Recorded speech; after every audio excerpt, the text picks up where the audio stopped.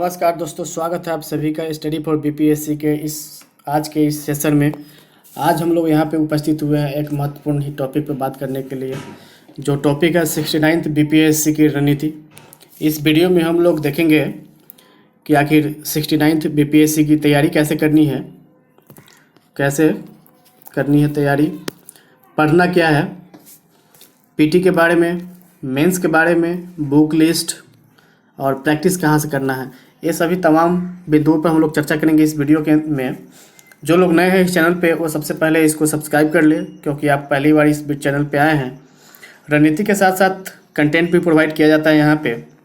तो शुरू करते हैं आज की इस वीडियो के मुख्य रूप से। इस वीडियो में हम लोग बीपीएससी एग्ज़ाम के बारे में देख रहे हैं। बीपीएससी एग्ज़ाम 3 फेज में होता है। पहला पीटी, ठीक है, पहला फेज हो गया पीटी। दूसरा मेंस, पीटी, फिर मेंस हो गया और फिर इंटरव्यू, ठीक है। 3 फेज है बीपीएससी का। पीटी जब आप पास करते हैं तो मेंस का एग्ज़ाम देते हैं। पीटी का मार्क्स नहीं जोड़ा जाता है, ठीक है। मेंस 900 मार्क्स का होता है। इसके बाद मेंस के बाद आपको इंटरव्यू फेस करना पड़ता है, जो 120 नंबर का होता है। पीटी में एक ही पेपर होता है। सामान्यतः यूपीएससी और दूसरे पीसीएस में 2 पेपर होते हैं, परंतु यहाँ बीपीएससी में आपको पीटी में एक ही पेपर देखने को मिलता है, जो सामान्य अध्ययन का होता है। जीएस का जो पेपर होता है उसमें बहुत सारा सब्जेक्ट होता है। हाल ही में आयोजित 68वीं बीपीएससी में जो बदलाव किया गया है उसके आधार पर क्या हो गया है कि 68वीं बीपीएससी पीटी में मैक्सिमम सवाल जो है एनसीईआरटी और टेक्स्ट बुक से आए हैं। साथ ही सवाल पूछने का तरीका को भी चेंज कर दिया गया है और नेगेटिव मार्किंग को इंट्रोड्यूस किया गया है, जो 1/4 है। देखिए यहाँ पे नेगेटिव मार्किंग कितना है, 1/4। तो इस परिस्थिति में पीटी एग्ज़ाम में कम से कम आपको 130 प्लस सवाल को सोल्व करके आना ही है। चूँकि 4 सवाल आप गलत करेंगे तो आपका एक सही सवाल का मार्क्स काट लिया जाएगा। तो ये काफ़ी हद तक जो है रियलेबल है और इसको आप 130 प्लस तक सोल्व कर सकते हैं, ठीक है। यहाँ तक हम लोग देख लिए। उसके बाद पीटी सोल्व करने की रणनीति की बात किया जाए तो रणनीति तो सोल्व तो तभी आप करेंगे जब इसके लिए आप पढ़ेंगे। और पहले मैं आपको बता दूं कि अभी मार्च का महीना चल रहा है और पीटी जो प्रस्तावित है वो सितंबर में प्रस्तावित है। इसका मतलब ये हुआ कि अभी 7 महीने का टाइम बचा हुआ है। तो सबसे पहले हम लोग देखते हैं कि 7 महीना को हम लोग कैसे यूज करना है। तो इस 7 महीना को डिवाइड कर लेना है। पहले मार्च से, यहाँ पे अभी चल रहा है मार्च और जाना कहाँ तक है, सितंबर, ठीक है। तो मार्च से सितंबर तक यहाँ पे हम लोग देख रहे हैं।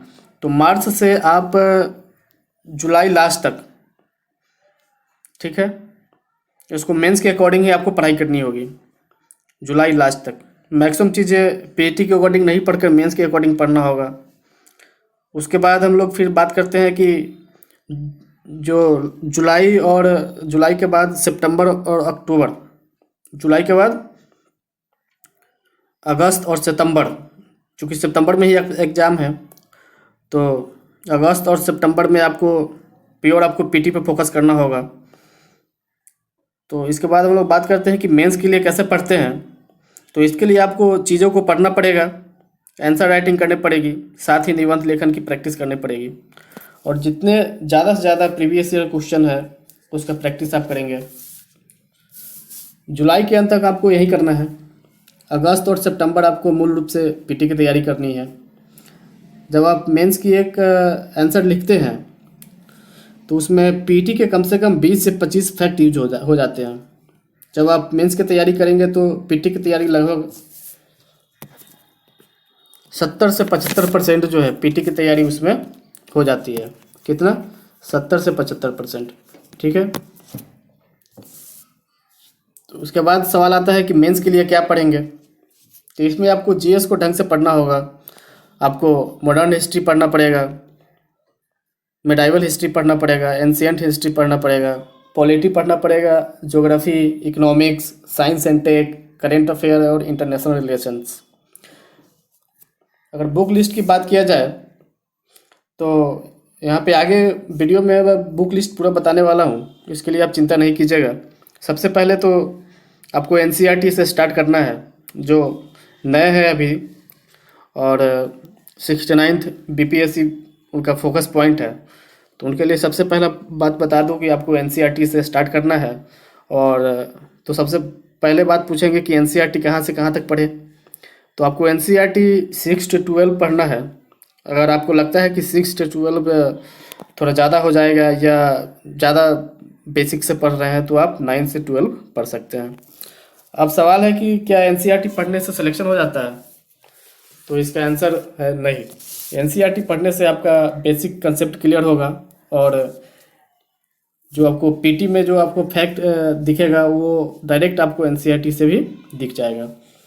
तो मेनली आप समझ के चलिए कि आपको बेसिक कंसेप्ट और क्लियर करने के लिए और मेंस एग्जाम में काफ़ी हेल्प होने के लिए आपको एनसीईआरटी पढ़ना है, ठीक है। अब हम लोग बात करते हैं नेक्स्ट पीटी एग्ज़ाम की। तो ये एग्ज़ाम होता है 150 मार्क्स का। कितने का?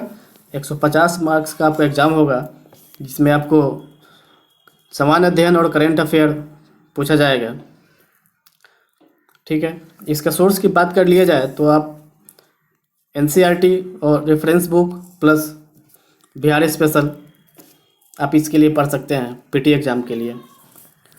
उसके बाद बात आता है कि प्रैक्टिस, जहाँ से आप प्रैक्टिस करेंगे, क्योंकि पीटी एग्ज़ाम तो बिना प्रैक्टिस का होगा नहीं। इसके लिए आप कोई भी टेस्ट सीरीज लगा सकते हैं, कोई भी कोचिंग संस्थान का, या ऑनलाइन या ऑफलाइन मोड में जो भी आप चाहें कर सकते हैं। और घटना चक्र लगा सकते हैं, ये प्रीवियस ईयर क्वेश्चन का संग्रह होता है, जो कि काफ़ी आपको हेल्पफुल रहेगा पीटी एग्ज़ाम क्लियर करने के लिए, ठीक है। इसके बाद हम लोग बात करते हैं इसमें कि जो पीटी एग्ज़ाम होता है उसमें हिस्ट्री, पॉलिटी, भूगोल, इकोनॉमिक्स, करेंट में नेशनल और इंटरनेशनल प्लस बिहार, इसके रिलेटेड आपको क्वेश्चन पूछा जाएगा। इसके साथ ही बिहार स्पेशल में आप बिहार का हिस्ट्री, बिहार का ज्योग्राफी और बिहार का करेंट, यही मेन इंपॉर्टेंट सेक्शन होता है। उसके बाद मैथ और रीजनिंग कह लीजिए, इससे 10 सवाल पूछे जाते हैं, जो कि आप थोड़ा सा भी मेहनत करके इसमें 8 से 9 या पूरा 10 के 10 आप इसमें सही कर सकते हैं। इसी चैनल पे मैथ का भी आपको पीटी और मेंस के लिए, दोनों के लिए आपको तैयारी करवाया जाएगा। साथ ही साइंस के सवाल पूछे जाएंगे, जिसमें आपको बायो, केमिस्ट्री और फिजिक्स के सवाल होंगे। यहाँ अगर देखा जाए तो हिस्ट्री, करेंट और साइंस अगर तीनों को मिला दिया जाए तो तीनों ही सेक्शन से लगभग 70% आपका कवर हो जाता है सिलेबस। तो आपको मेन फोकस करना है हिस्ट्री पे, साइंस पे और करेंट अफेयर पे, करेंट, नेशनल, इंटरनेशनल और बिहार करेंट अफेयर। उसके बाद अगर आपका मैथ बैकग्राउंड है तो आप मैथ को भी साथ में ले सकते हैं। 10 नंबर आपका बोनस पॉइंट है। और खासकर नेगेटिव मार्किंग जब से स्टार्ट हुआ है, इसका वैल्यू काफ़ी बढ़ चुका है, क्योंकि मैथ ऐसा ही सेक्शन है जिसमें अगर आपको आता है तो कंफर्म 100% आपको सही ही होगा, ठीक है। इसके बाद आप पॉलिटी और भूगोल, इकोनॉमिक्स को जहाँ तक देखा जाए तो इकोनॉमिक्स करेंट रिलेटेड ही इकोनॉमिक्स होते हैं, जिसमें बजट और इकोनॉमिक सर्वे के सवाल अधिकतर पूछे जाते हैं। भूगोल से बेसिक सवाल होते हैं और पॉलिटी से भी बेसिक सवाल होते हैं पीटी के एग्ज़ाम में। इसलिए ये सेक्शन भी आपको प्रीवियस ईयर क्वेश्चन और टेस्ट सीरीज के जरिए आपको पूरा हो जाएगा, ठीक है। इसके बाद हम लोग नेक्स्ट चलते हैं मेंस एग्ज़ाम की तरफ। तो मेंस एग्ज़ाम 900 मार्क्स का होता है, जिसमें आपका GS 1 यानी कि सामान्य अध्ययन 1 300 मार्क्स का, सामान्य अध्ययन 2 300 मार्क्स का, और जो तीसरा पेपर इंट्रोड्यूस हुआ है इस साल, निबंध पेपर, वो 300 मार्क्स का होगा। पहले इसके जगह पर ऑप्शनल सब्जेक्ट होता था 300 मार्क्स का, लेकिन अब क्या किया गया है कि ऑप्शनल सब्जेक्ट को सिर्फ पासिंग बना दिया गया है, और जो कि 100 मार्क्स का ही कर दिया गया है। तो इसमें आपको सिर्फ पास होना है, 35 या 40% मार्क्स इसमें आपको लाना है।